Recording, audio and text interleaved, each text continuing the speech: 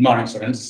അടുത്തൊരു university question നമുക്ക് നോക്കാം. ക്വസ്റ്റ്യൻ ഇതാണ്: if x is normally distributed with the mean 1 and variance 4, then find probability of -3 less than x less than 3. Second question: obtain k if probability of x less than equal to k is equal to 0.6. ഈ രണ്ട് ക്വസ്റ്റ്യന്റെ answer ആണ് നമ്മൾ കണ്ടുപിടിക്കേണ്ടത്. ഇതൊരു university question ആണ്. അപ്പോൾ ഇവിടെ നമുക്ക് തന്നിരിക്കുന്ന ഡിസ്ട്രിബ്യൂഷൻ എന്താണ്? നോർമൽ ഡിസ്ട്രിബ്യൂഷൻ ആണ്. Normal distribution. അപ്പോൾ നമ്മൾ x എന്നുള്ളതിനെ എന്തിലേക്ക് മാറ്റണം? ഇസഡിലോട്ട് കൺവെർട്ട് ചെയ്യണം. x ഇസഡിലോട്ട് കൺവെർട്ട് ചെയ്യാനുള്ള ഫോർമുല എന്താണ്? x എന്നുള്ളത് ഇസഡിലോട്ട് കൺവെർട്ട് ചെയ്യാനുള്ള formula z is equal to x minus mu by sigma. ഇവിടെ mu എന്ന് പറഞ്ഞാൽ എന്താണ്? മീൻ ആണ്. സിഗ്മ എന്ന് പറഞ്ഞാൽ എന്താണ്? സ്റ്റാൻഡേർഡ് ഡീവിയേഷൻ ആണ്. നമ്മുടെ ക്വസ്റ്റ്യനിൽ mu തന്നിട്ടുണ്ട്. mu is equal to 1 തന്നിട്ടുണ്ട്.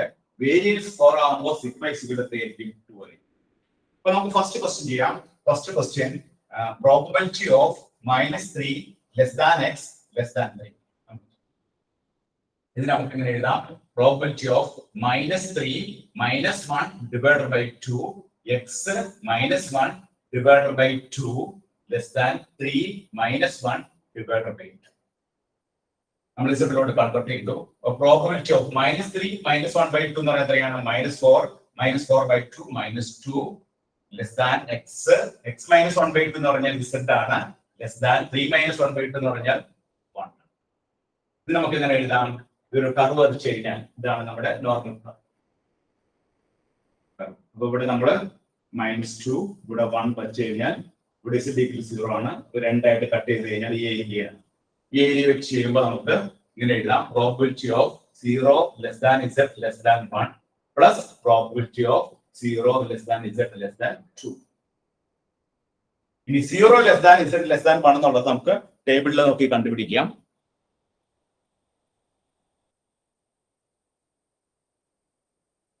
ടേബിളിലേക്ക് നോക്കുമ്പോൾ 1ന് കറസ്പോണ്ടിങ് ആയിട്ടുള്ള വാല്യൂ ഇവിടെ നമുക്ക് 1ന് കറസ്പോണ്ടിങ് ആയിട്ടുള്ള വാല്യൂ എത്രയാണ്?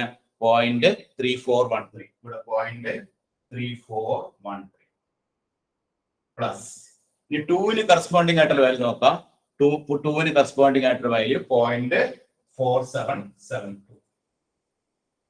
രണ്ടോട് കൂട്ടി കഴിയുമ്പോൾ 5 7 8 7 11 നമുക്ക് കിട്ടുന്ന ആൻസർ എത്രയാണ്?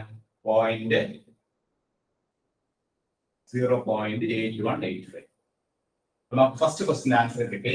ഫസ്റ്റ് ക്വസ്റ്റ്യൻ ആൻസർ 0.8185 എന്ന് ആൻസർ.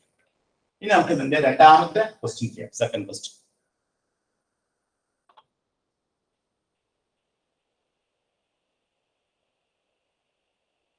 അപ്പോ ഫസ്റ്റ് ക്വസ്റ്റ്യൻ ചെയ്യുമ്പോൾ probability of -3 less than x less than 3 നമ്മൾ വർക്ക്ഔട്ട് ചെയ്യാനായിട്ട് നമ്മൾ എന്ത് ചെയ്തു?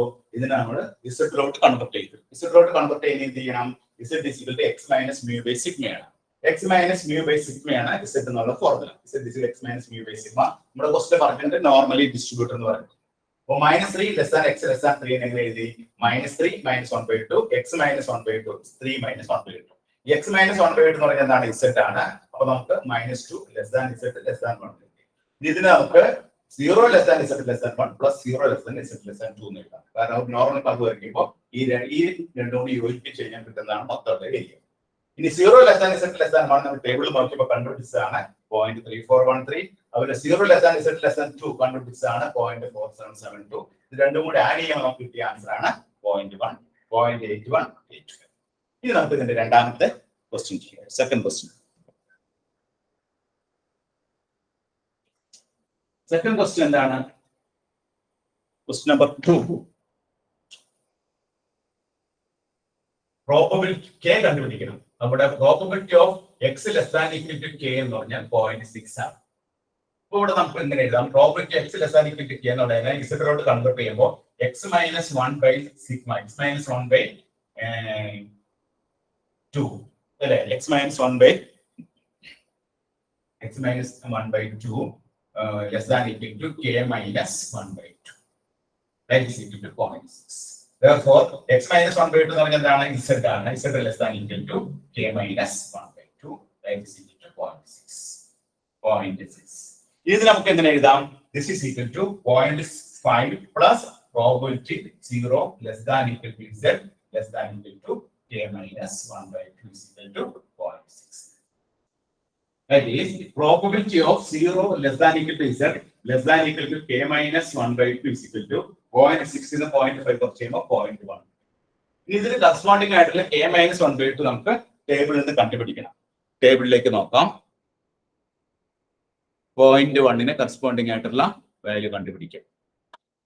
ഇവിടെ 0.1 എന്ന് പറഞ്ഞാൽ എത്രയാണ് നോക്കി. 0.1 കറസ്പോണ്ടിങ് ആയിട്ട് ഇവിടെ 0.09 0.6 0.5 കുറച്ച് ചെയ്യുമ്പോൾ കിട്ടുന്നതാണ് 0.1. 0.1 കറസ്പോണ്ടിങ് ആയിട്ടുള്ള വാല്യൂ ഇവിടേക്ക് നോക്കുമ്പോൾ ഉണ്ടാവും. ഇവിടെ 0.0948, 0.0987, then 0.1026. അപ്പോൾ 0.0987 കറസ്പോണ്ടിങ് വാല്യൂ കണ്ടുപിടിച്ചാൽ മതി. 0.25 കണ്ട 0.2 ഇവിടെ വരും. ഇങ്ങനെ വരുമ്പോൾ റോ വരുമ്പോൾ 0.2 വരും. മുകളിലോട്ട് നോക്കുമ്പോൾ 0.05 വരും. തൊട്ടടുത്ത വാല്യൂ 0.1026 ആണ്. അപ്പൊ ഈ വാല്യൂവിന്റെ കറസ്പോണ്ടിങ് ആയിട്ട് കണ്ടുപിടിക്കാം. 0.25 k minus 1 by 2 എന്നുള്ളത് കിട്ടുന്നത് എത്രയാണ്? 0.25 ആണ്. അപ്പൊ k minus 1 by 2 എന്നുള്ളത് 0.25 ആണെങ്കിൽ k minus 1 എന്ന് പറയുന്നതായിരിക്കും 2 into 0.25. അപ്പൊ 2 into 0.25 എന്ന് പറയുന്നത് എത്രയാണ്? 0.5. അപ്പൊ k യുടെ വാല്യൂ എത്രയാണ്? 1 plus 0.5 that is equal to 1.5. അപ്പൊ k യുടെ വാല്യൂ നമുക്ക് 1.5. രണ്ടാമത്തെ ക്വസ്റ്റ്യൻ ആൻസർ കിട്ടി കഴിഞ്ഞു. രണ്ടാമത്തെ answer k is equal to 1.5.